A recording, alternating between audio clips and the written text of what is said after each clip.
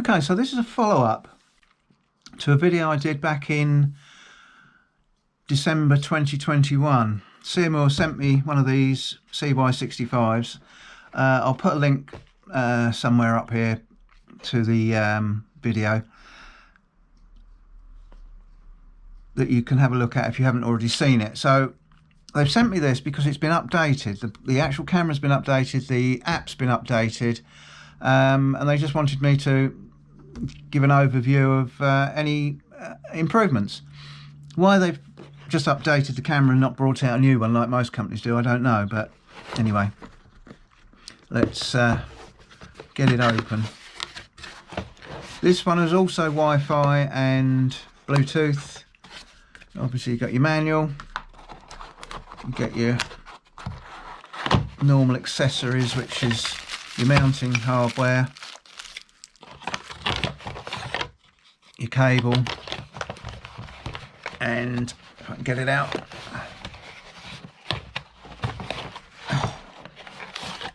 your mounting strap. So get this out, get rid of that. So it's actually identical to the previous one with your IR LEDs up the top, your 3 PIRs and your lens at the top. You've got a 6-volt input if you want to run it off an adapter, which it doesn't come with, so you'd have to buy one. But if you're sort of putting it up long term, which you could do with the Wi-Fi and the Bluetooth, because you don't need to take it down. It tells you that your positive is your positive is your center pin, and it needs 6 volts at 2 amps. Then you've got your one clip at the side, because the bottom only opens on this. Exactly the same as before, except you've got your USB in there as well. That's your DC. Your battery compartment, which is operated via that little switch. It takes 8 AA's like all the previous ones, and your SD card goes in the slot there. It'll take up to 128 SD card. I've only got a 32 at the moment to try this out with, but I'm only going to have it out for a couple of days.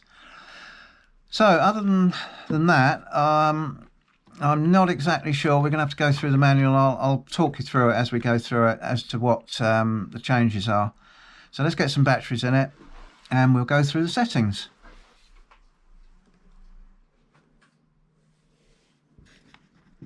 Right, so I've got the card in and the batteries. Before we go through the setup, a couple of differences. The viewing angle is still 120 degrees. I'm assuming that's for the camera, not for just for the PIRs.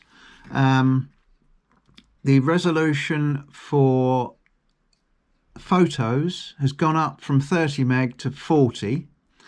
And the resolution for the video has gone up from 1296 to 4K, and you've got various things in between. You've got 2K or 1080, 1296, 2K, 4K, and it goes right down to about 360, I think, depending on your needs. So they're some of the major differences. So let's stick it onto the setup and see what happens. Familiar screen.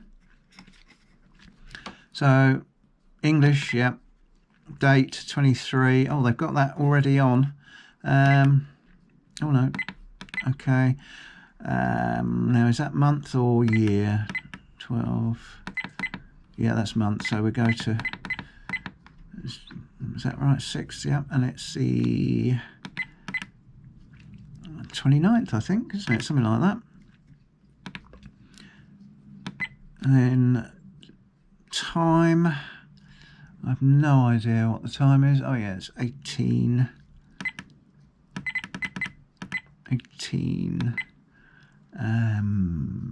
37. I don't like that beep. I wish they'd put the beep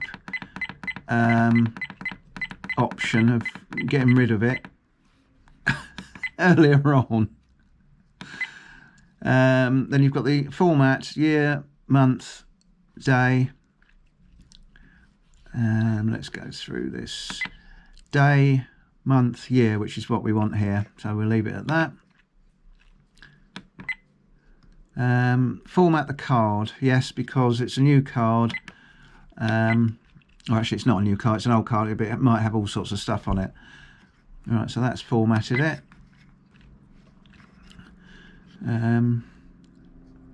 Get back to, there we go. Right, mode.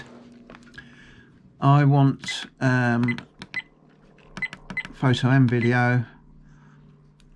Image size, I want to go for the highest, just because I can. Number of pictures 1 in the shutter speed. You've got 3 options, 15th, 20th and the 30th. We'll leave it at 30th. Resolution, we've got there at 2K, 30 frames a second, I presume that is. We're going to go up to 4K. I like to push it to its max. Video length, I'm going to stick at 10 seconds. You can go up to 180 seconds. Video, record audio, yes. PIR interval, I'm going to go down to 10 seconds, I think is the... Oh no, it will go lower on this one. That's something else that they've changed then. Let's go down to 5 seconds. It used to be 10 as the limit on the other one. Press escape. PIR sensitive, I'll leave that at medium. Time lapse, no. I must try time lapse. I think I said that on the last video and I still haven't done it yet. The IRs, automatic. Low battery night shot, so it means basically if it's the battery's low at night, it won't shoot with the IRs. Monitoring period is off. That means you can set it only to work between certain hours. So if you only want it at night, or you only want it during the day, or certain hours during the day, or certain hours during the night, you can set it from there. I just leave it off. Side PIRs, you can have them on or off. I'm going to leave them on, obviously. Frequency, we're 50 Hertz here, so change that. Language, and we're back to the beginning. So that's it. So I didn't find the beep. I'm just going to flick through that again because there it is. Beep. Off. Get off. Get away. Date stamp is on. Camera name, you can give it a name if you want to. Password is off because I don't want a password for this, or password for the app. They're useful if you put them out in somewhere public and someone nicks it and they can't see what you've taken videos of. Wi-Fi, auto off 2 minutes, auto power off 3 minutes, backlight is a minute. Then you've got your version, it tells you which version this is, and your update. There's no update files. Okay, so that's it. So that's what it's looking at, which is basically my camera setup. So we'll turn it off for a minute and then I'll see if I can set up the app and show you how that works before we even get it outside.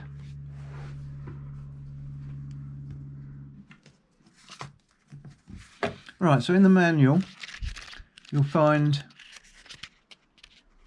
a QR code, and it says it's for Android and iOS. Before, on the previous version, you had one for each, but this obviously does both.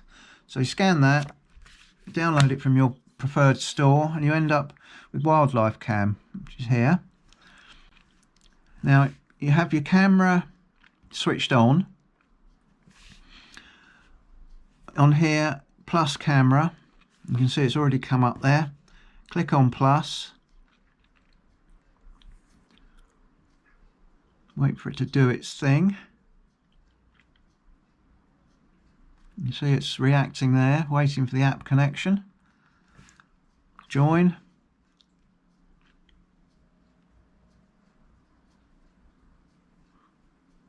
Now it's connected. And there we go. It's showing you exactly what the camera's seeing, which is the camera. Now this is way easier to set up than the previous app. The previous app, you had to come out of the app, go to settings, turn your Bluetooth on, turn your Wi-Fi off, or your home Wi-Fi, or wherever you were if you've got Wi-Fi connected to the phone, then select the one that for the camera. This is way easier. You can do all sorts of things. You can control the camera, all these things, photo, video, image size, all the things I went through on the camera, you can change them here. Go back. Once the camera has taken footage, you'll find it in here. It's either on the device, which it's got one there. That's the stills. Click over to video and it shows you the video. You can either watch it from here, or you can download it to your phone, or if you're using an iPad, to your iPad, or you can delete it. Way simpler than the previous version. So all in all, so far, I think it's a definite plus of an upgrade. The proof of the pudding obviously is going to be in how good the videos are and the stills. So that's the next job, is to put the camera out tonight, see if we can catch the foxes.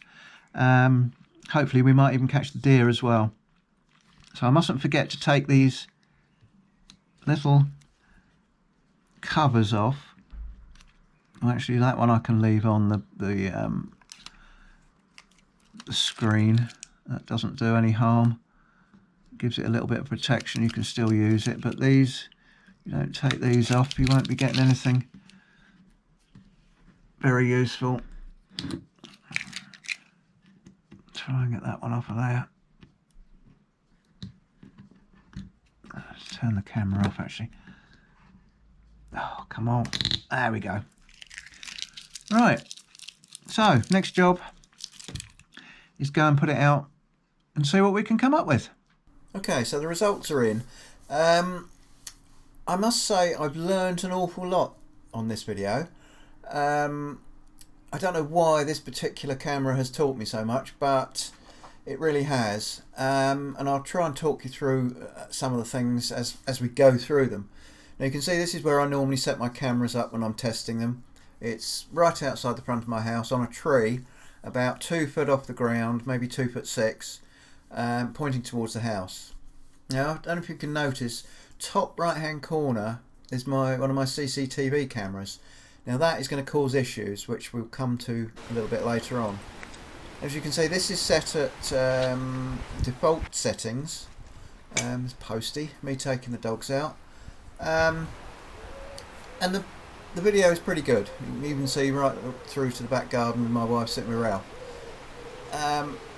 Considering the cameras are actually very small, the quality on this one is pretty good.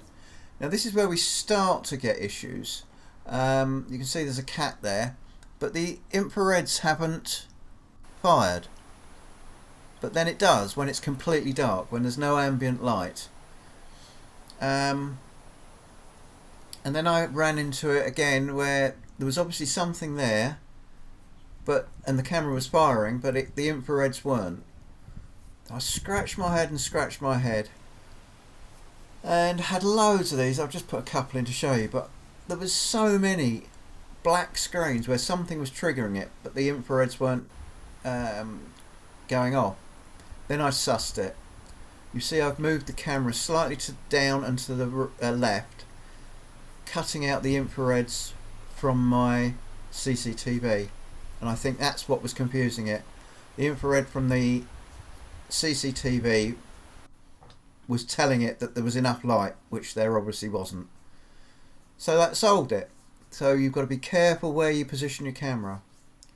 Now again, this is a lovely one, 3 of them out there together. I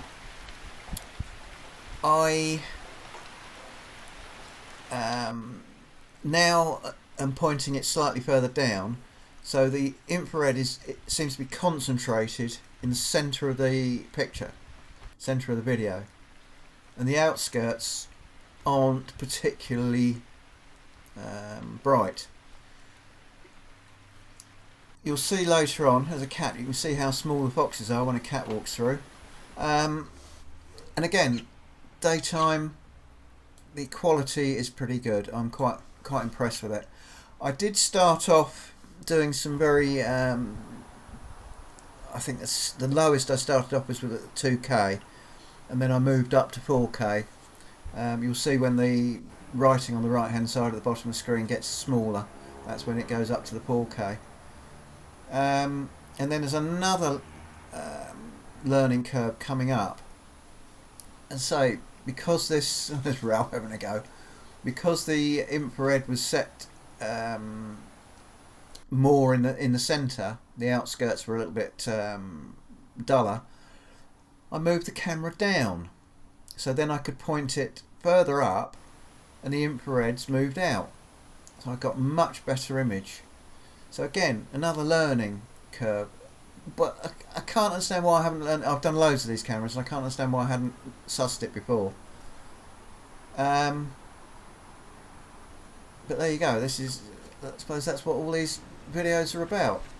Now, again, daytime shots, really good. Really pleased with those, considering how small the sensor is on the cameras. Now this is where I've moved it down.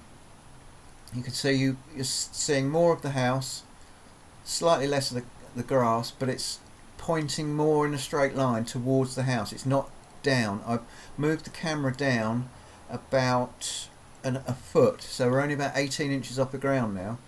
And I don't know if you can see, you probably can't, but I can tell it's a much better image. Much better. Getting more spread of the infrareds. The infrareds are actually illuminating the wall now at the back on the house, which it wasn't very well before. So positioning is a very crucial part. You'll notice I haven't put any stills in. Now the stills are pretty good, but I prefer the video, and I set the stills to just take one. And again, learning curve, this is my mistake. Because the initial movement of the animal triggers the firing of the photo. Okay, 2 o'clock in the morning, a 1:45. Yeah, because the initial movement of the animal triggers the photo, it's always on the move. Hello, dear. So your first photo is always blurred. And this is another issue I came across, which I've had before on these cameras, but it cures itself. I don't know if it's rain on the lens or what, but I have 2 or 3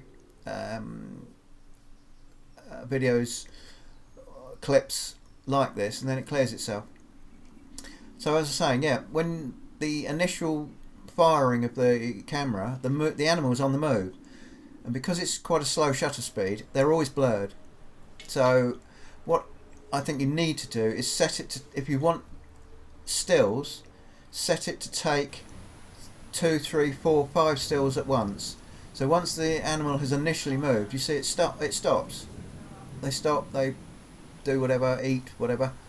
So you'd be much better off to set it so that after the initial movement, as like there, you saw it come in, that would set the camera off, get a very blurred still. But now it's still, it's not moving, you'd get a lot better quality. So I think that's something to definitely to try if you're after good quality stills, because I think you could get some at night with this.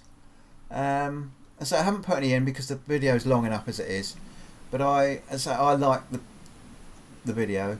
This is what I primarily use these cameras for. But as I say, you can get some good quality stills, but you need to set it to do more. You can set it to take quite a lot. I don't know what the maximum is, but it will take a good number.